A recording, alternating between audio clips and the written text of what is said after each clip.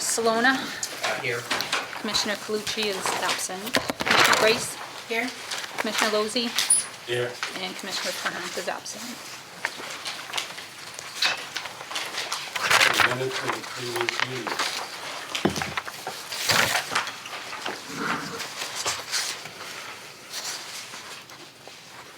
Motion to accept the minutes. Sorry, we need one, not me. Motion to accept the minute. Okay, second. Second. Okay, motion was made to accept the meeting and seconded. Any questions on the motion? Roll call, no. No roll call. right? Okay. No. Project update on the wastewater treatment plant. Next item. Yeah. So we're 16 months or so into the project, the new contract at the wastewater facility. We've spent $7.2 million to date. 5 of that was on design. The projects we're working on, the agenda for November meetings in your package. We're doing HVAC upgrade work, easements. We had a construction look ahead, and then general permit issues. And again, the 3-week look ahead schedule is in your package for pump station work. It's basically demolition of some of the existing facilities prior to constructing the new ones. But we're about 10% in, $7 million out of the 70 mil. Things are going well. Chuck, to be adding another thing, the cops called up my house, they said, hey, the dog was chasing the kid on the bike. I said, wait a minute, my dog doesn't have a bike. All right, I don't know where to go from there, but treatment plant's going well. I guess I don't have anything further. Just don't buy your dog a bike. Okay, so the treatment plant's going well. I think everything's good. That's all I have. Water treatment plant is Rick Daw. Next item, Rick. Yes, Commissioners, the Water Sewer Commission is in compliance with all federal and state drinking water regulations. 8 of the 10 contract full-time positions at the water treatment plant are currently filled. Veolia has filled the open mechanic position and is still currently in the process of looking for replacements for the 2 operator positions, which remain open. Water supply capacity as of yesterday was 38%. The average for this time of year is 62%. The Water Sewer Commission has scheduled a precautionary meeting with the MWRA for this Thursday to discuss measures and preparations for supplying water to the city if needed. But at this time, that's still a good ways out, and if we can change the precipitation pattern and starting December 1st, we can get access to the Ipswich River if the flow is there, and we could start turning things around. So we're just waiting for things to turn, and right now it's just been a very slow decline. Is there another way to get water at the MWRA? Yes, well, that's what we're having a meeting with to discuss with the MWRA, just in case an emergency situation does occur. That there's several options for obtaining water from the MWRA, so we'll meet with them, we'll discuss those options, and then preparations, we'll test valves, make sure they operate, and but right now we're looking to retain our capacity and improve as soon as the precipitation pattern changes. Yeah. It's a delicate balance between the two because the MWRA is $4,000 for 1 million gallons. We put out 10 million gallons a day. That's $40,000 a day. 30 days is $1.2 million. So it's going to be a significant strain. But of course, we have to have water to provide the 100,000 residents. So we're going to meet with them this Thursday. We probably have a month or so. We're hoping for some rain. If not, we'll discuss whether we go with 5 million gallons a day at 20,000 a day and cut the 1.2 to 600,000, maybe a little earlier to fill up the reservoir, or we just hold off, and then at some point we might have to grab the 10 million at 1.2 a month. So we're balancing an act between having water and having a financial burden at some point, but we're on it. How many inches of rain would you have to get to make a difference?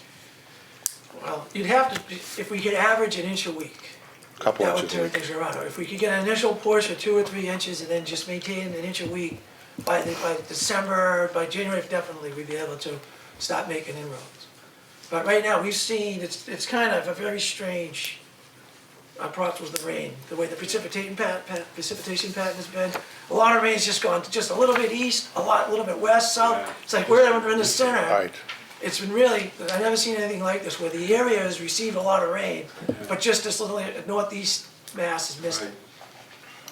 But Saturday, we got almost a week inch, Yeah. and it really did nothing, so obviously, we need probably a couple inches a week, or a good 4 or 5 inch for a storm, but At what percent capacity do you think you'd be looking at more likely MWRA? Right around 30%, just under it. There's a trigger that we use, of if Walden Pond gets to a certain level, then we know we gotta reach out to them. So it'd be, if we got no rain and everything stayed the same, it would be sometime around New Year's. Okay. That's good, thank you. Any other questions for Rick? Just kind of a question to the group, if we did have to go to the MWRA, how would we absorb that cost? Would it be a rate increase or? we've discussed a little bit with our financial group, and we don't believe it'd be a January increase. We think we could absorb it, but it's a matter of how long it goes on for and what's the volume we take. If it's 600,000 for a month or so, could be absorbed. If it ever went on, if it went for 10 million, for 1.2 million, 10 million gallons for, 2 or 3 months, then we would have to think. So the magnitude of the water we take would really determine its impact. Makes sense. Do we have to pay them up front of any deals with these guys? We have to get that water? Well, currently, the MWRA is partially on GE's partially on MWRA, so there's a lag time of 9 months to a year till they bill us, which is ideal. But that's just sort of a pass-through. But the last time we did this, when we did the cover, I think they billed us instantaneously right away. They're not sitting on 1-2 million for 9 months to a year, I don't believe. I believe they sent the bill right away, right? That'd be a question, during the conference. Thursday, yeah, but I think last time, when we did the cover in 16, they gave us a bill right away. Yeah, it didn't take a year, that's for sure. No. So, good news, it might be a year, but I wouldn't think so. Do they finance it? Did what? Will they finance it or no? No, No? Well, here's a no, question. no, it's a good question. Thank you. We'll ask them, Yeah, well, but last time, there was not a debate. Tell them it's such an emergency. Might be. No, that's a good question, we'll ask, but I don't think that's, And we have the CSO update. Yes, thank you, Commissioner Lozey. Phase 1, P. Joseph and Son is substantially complete. I think I talked about this in past meetings. They only have some punch list items left. They should be done end of this month. They're 99% complete. Phase 2 is 90% complete. The force main is completed. They've done the pressure test on it, and the force main held. It's required 100 pounds for 2 hours. And they anticipate that work should be done probably end of November, early December also. They've just been working on the outfall structure, which is the last piece they have to complete. Phase 3, preliminary site preparation has been completed. Methuen Construction has completed the excavation and installed support of the excavation for the pump station wet well. They've been pouring concrete, the piles have been driven, and that project's about 24% complete, and that's moving along well. Phase 4 and 5 are the next phases we need to go out to bid for. The design is all completed, the permits are all completed. We're working on easements with our attorney Sam Vitale. We're working with easements for General Electric and some properties on Bennett Street. And we've been successful, we're moving forward with that. And tonight, I was hoping to get a vote for the board to authorize the executive director to execute these easements once they're in place. Like I said, they should be done shortly, and once they're done, we'll be able to go out to bid, and the DEP is waiting for those easements to be in place so that we can do so. So if I could get a motion to... Yeah, I was asked to make a motion for the change. I'd like to make a motion that the executive director be authorized and hereby is to execute on behalf of the commission any and all rights of entry access agreements, temporary construction easements, and/or permanent easements necessary or required for the West Lynn Sewer Separation Project or other undertakings related thereto. Second. Any, motion was made by me and seconded. Any questions on the motion? Need a roll call? Yes. Yep. Yes. Okay, Commissioner Salona, Yes. Commissioner Calucci, Yes. Commissioner Grace, Yes. Commissioner Lozey, Yes. and Commissioner Trahant is absent. So I continue on. So in January 2021, the legislature passed into law a new regulation, which is 314 CMR 16, notification requirements to promote public awareness of sewage pollution. This was published by the DEP and is effective January 21st, 2022. We have been providing these notifications for quite some time at the commission, but their regulations have changed to make it standard across all communities. Provisions for notifications also took effect on July 6, 2022. These involved signage posting, health department notices, Lynn Water Sewer Commission to monitor metering equipment, send email notifications, submit event information to the DEP database within 18 hours and of the 15th of each month. Requires the Lynn Water Sewer Commission to send out email notification, and this is the tough part we're having trouble with, within 2 hours of the event. So for my staff to get notified on a Sunday morning at 3 in the morning, that's very difficult to always do. So these requirements are new, and they're throughout Massachusetts, all the communities in Massachusetts. We've been working with Joe Nerdin and Susan King from DEP. We had a meeting on November 3rd to go over their concerns and some of the hurdles that we have been having trouble getting through. We're working to have a real-time website with event details, automated email notices, and so forth.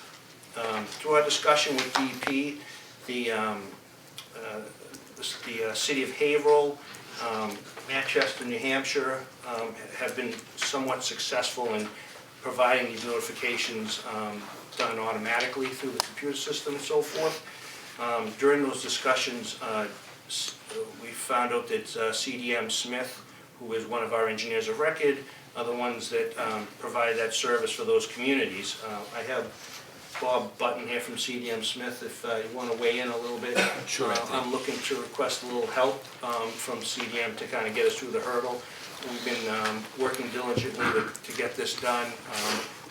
We almost got there, but now it's a matter of the technology coming around for us. So, Bob, if you don't mind. Thank you, Anthony.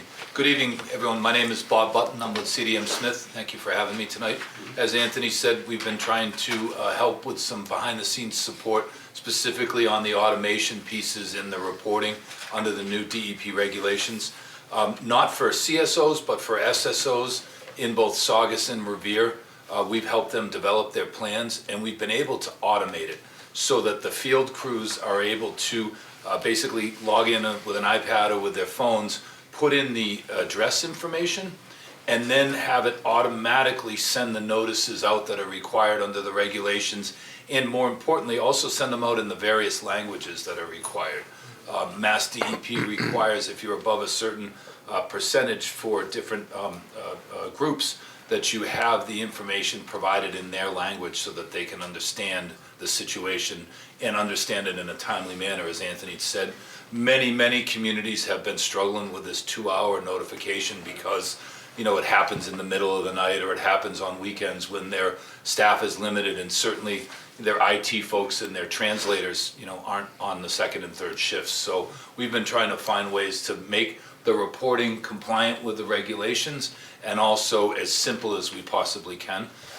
The other thing that just happened the last week is Mass DEP has also put out some funding to help with this and with implementation.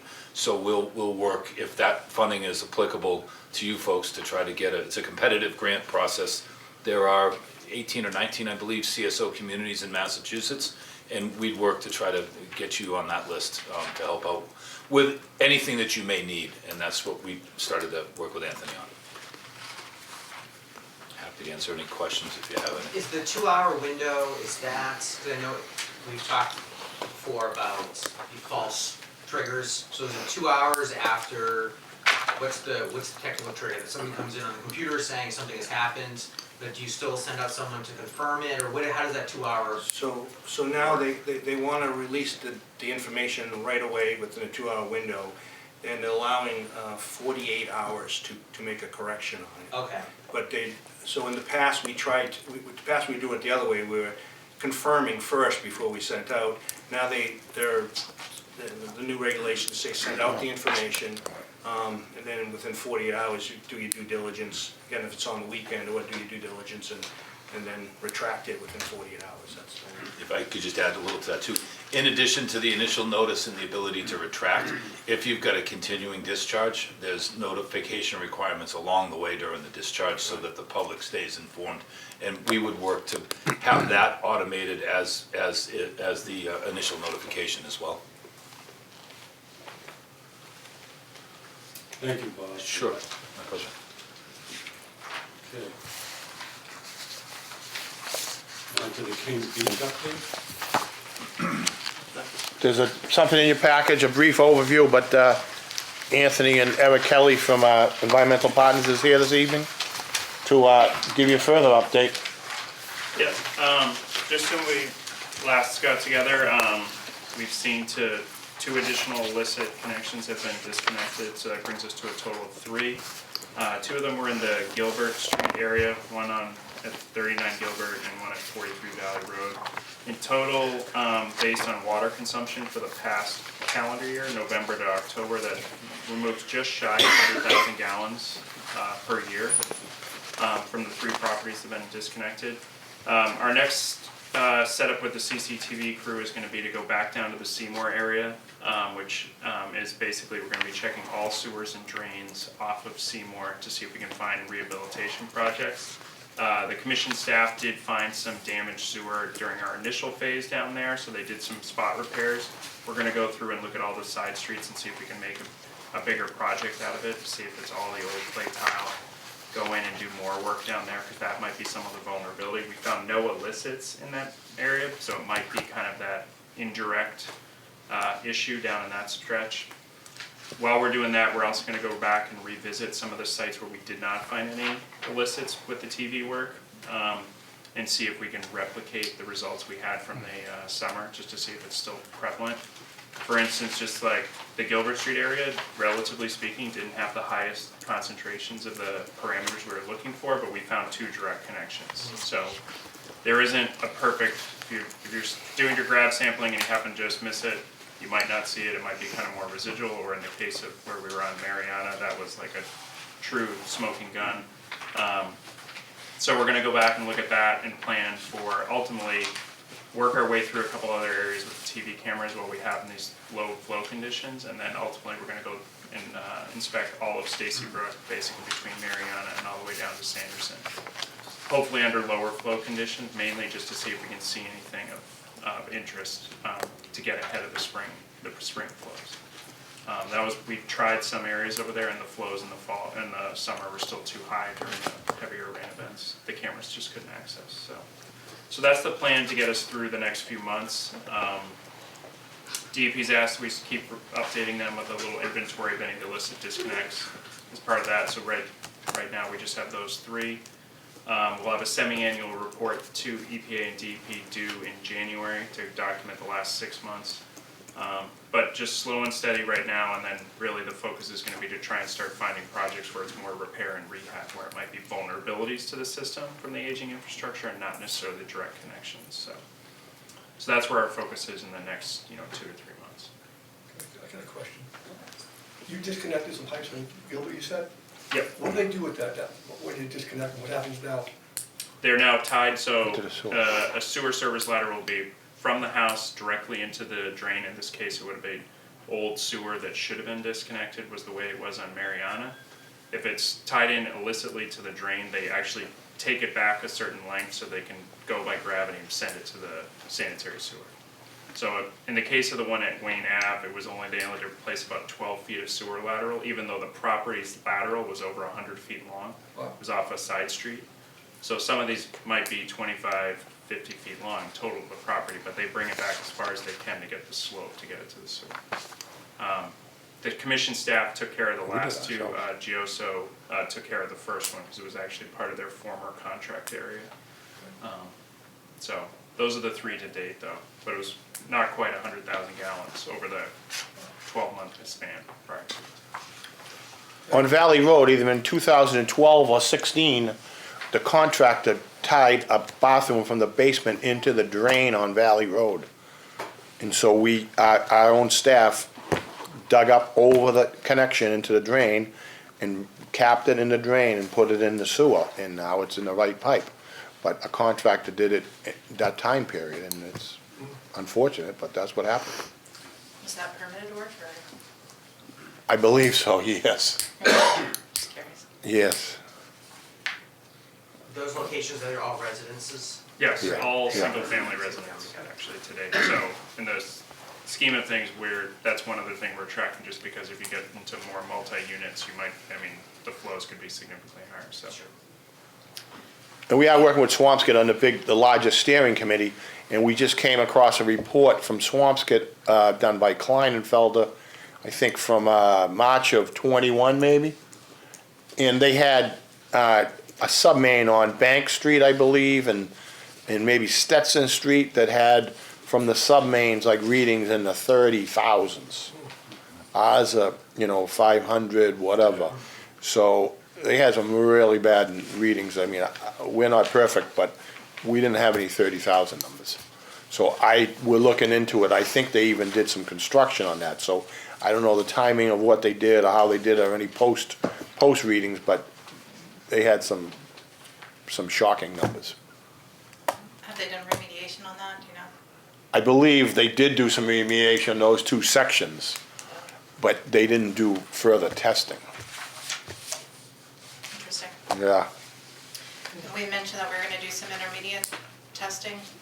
Yeah, we're gonna Yeah. go back, there's a couple locations where the cameras didn't find anything of note, so we're gonna go back and see if we can replicate it, just to see if it might be, generally speaking, you should be able to blatantly tell if it's connected.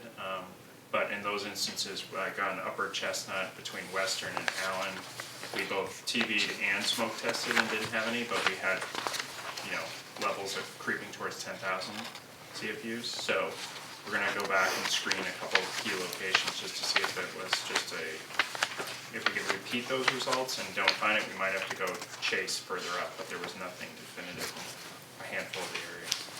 Right, makes sense. It's really like a snapshot of time, whatever you happen to catch. Yeah, and in Right, instance, the sample that drew us to go look up Gilbert and Valley Road was reading about 300 in bacteria counts at the node, but there were other things present, so it's like put it on the list and you just don't catch it at the right time. You just kind of, or the source is much farther away from where you sampled it. You can't tell. It's just a grab snapshot for that day. So. Makes sense. All right, thank you for that report. And then the business, we have, Yeah, with the holiday season, I decided to mix in some good news. The electric, we signed a new electric contract for 5 years. We pay about $2 million a year on all electricity. As we all know, the rates are going through the roof. The new rates for November, we're gonna be projected as 18 cents. These are all per kilowatt hour, of course. 18, 29 December, and 37 in January.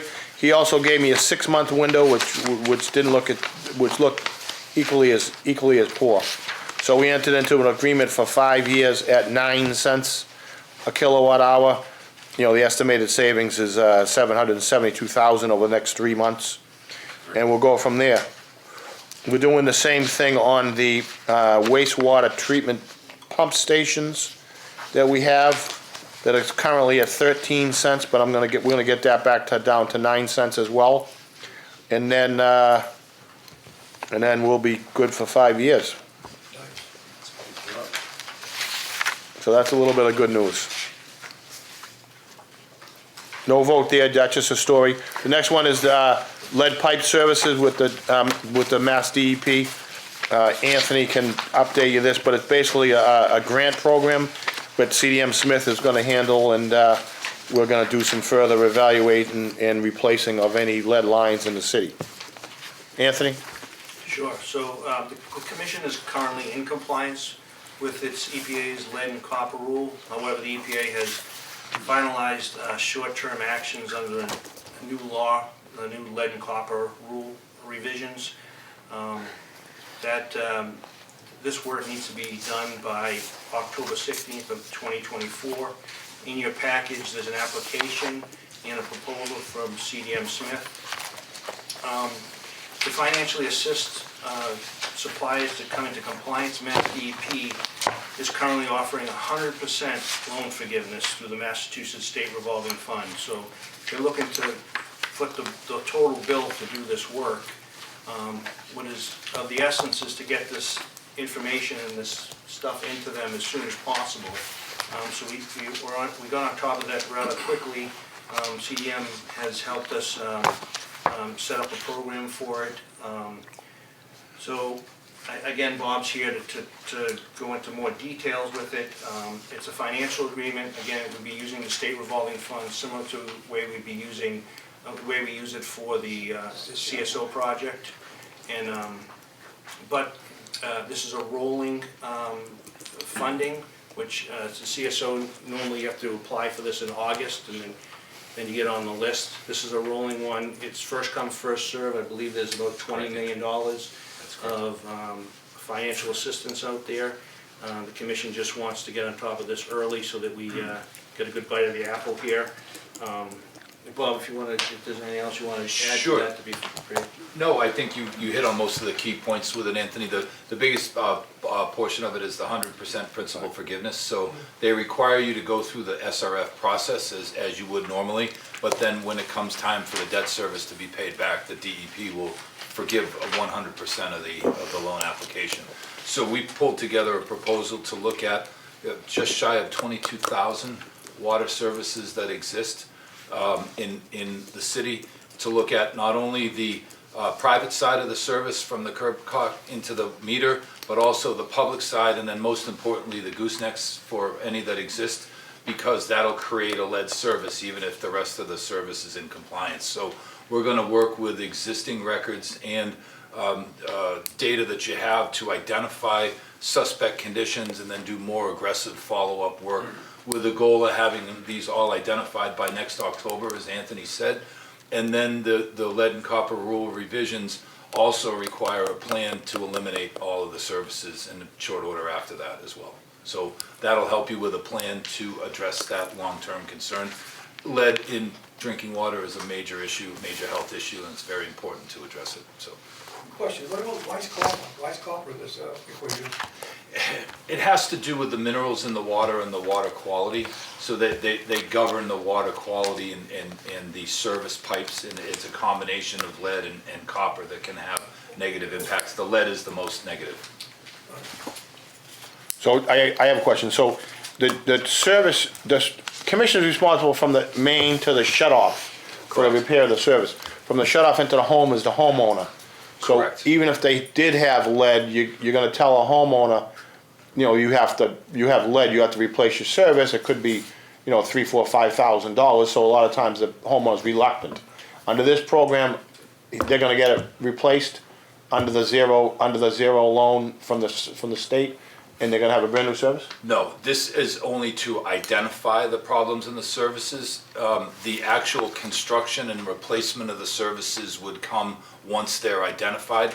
On the private side, on the homeowner side, what we've seen DEP and MWRA, but you're not an MWRA community, is they'll also incentivize those removals. They'll help you set up potentially a program where you could help a homeowner with a small cost, or provide them the contractor to help out with the program. So once you know what the magnitude of the problem is, we can work with you guys as part of the final plan to identify what the solution is. again, with the goal of trying to get it out on any side, recognizing the ownership issues and the cost. We'd have to have a good handle on how many exist, and Okay, so when it said replacement plan, that's just a plan to Yeah. replace them. it works Okay. out to about $24 of service to do the investigation that works that's necessary and to develop the long-term plan based on the number of services you have in the community. Great, thank you. Sure. So, Ryan, I think we need a vote. Yeah, we need Yeah, I can make a motion on this relative to the lead and copper project, to adopt the resolution prepared by bond counsel and the authority to file resolution in connection with the commission's Clean Water Trust financing of the lead and copper rule planning project. Second. Motion been made and seconded. Any discussion on the motion? Roll call? Okay, Commissioner Salona, Abstain. Commissioner Calucci, Yes. Commissioner Grace, Yes. Commissioner Lozey, Yes. and Commissioner Trahan is absent. All right, last item, collective bargaining. You want to take over? Collective bargaining update. Okay. I think we should go in executive session to just update the commission on where we stand. We just need the same members of the staff that went in last time, Sam, Ryan, Anthony, Bob, and that's good. Thank you all. Good evening. Time back in is 5:44. There were no votes taken in the executive session. Any further business? Just, can I give you a quick update on the APA? We made 2 additional applications. It looked like we're gonna be successful on one of them. 3.9 million for about 25 streets in the city that have undersized older water mains. So I think the council's voting on that November 22nd, but I've been informed that we're one of the packages that got selected out of the $20 million remaining. So that's good stuff. New mains, new services, hydrants, shutoffs, newly paved road, all good stuff. Nice. Saw that. Yeah, nice. So that's another good story. So that's all I have. I just want to let you know. I want to ask a question, I saw in the mayor's newsletter and then on the town of Swampscott selectmen's meeting that they're moving towards UV disinfection as a potential short-term resolution for Stacy's Brook. I didn't know if you had, that's the first time I had heard of it.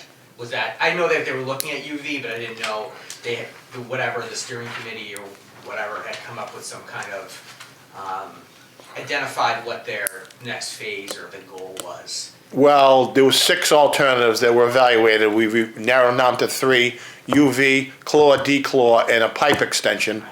And the pipe extension was like 60 mil, and they were talking about pump station. And the chlor and dechlor and the UVs were around 20, I think, in the low 20s. So, I don't know how much we, agreed, or I don't know if there was a consensus, but I think, that's what we talked. Certainly, I think Ray and Anthony had opinions that chlor and dechlor might have been the way to go. UV, the Swampscott, not the mayor, but the Swampscott manager, was adamant that I think he preferred an extension. So it seemed like we had different voices and it wasn't really a unanimous decision on the solution. That was my take. What's UV exactly? How do they? Ultraviolet, they take fancy lamps and they basically zap the wastewater. And someone's got to maintain it and replace the lights and clean the bar screens and all that. Yeah. And it works? The UV? Yeah, I mean, they have it in the Newport, Rhode Island, on their wastewater facility. So they're treating 10 million gallons a day of wastewater, and it's working. This is just going to be stormwater that has, low Lynn levels and high Swampscott levels of bacteria. It's a little dig, but whatever. Maybe, whatever. That's my own editorial.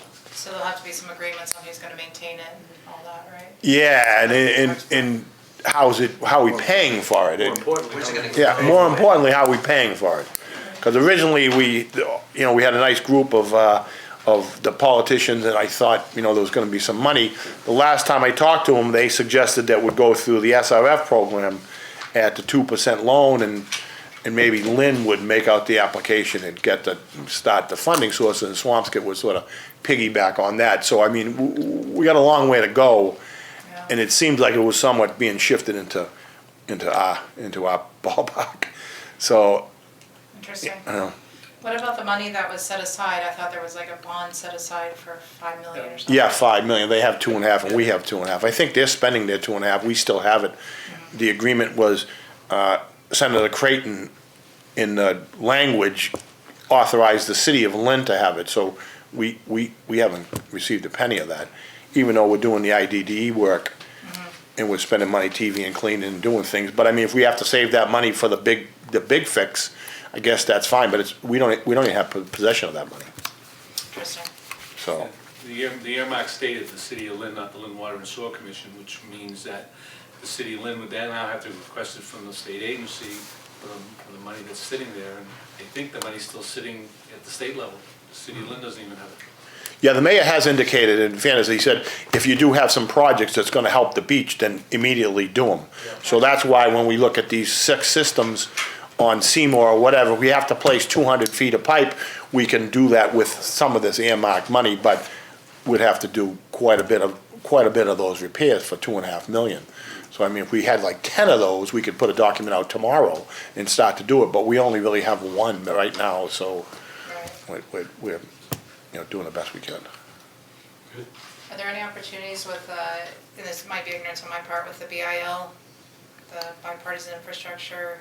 Bob, didn't you look into that a little bit? What's that? The bipartisan infrastructure bill? Yes, I put that on the desk, mostly it's all grant money.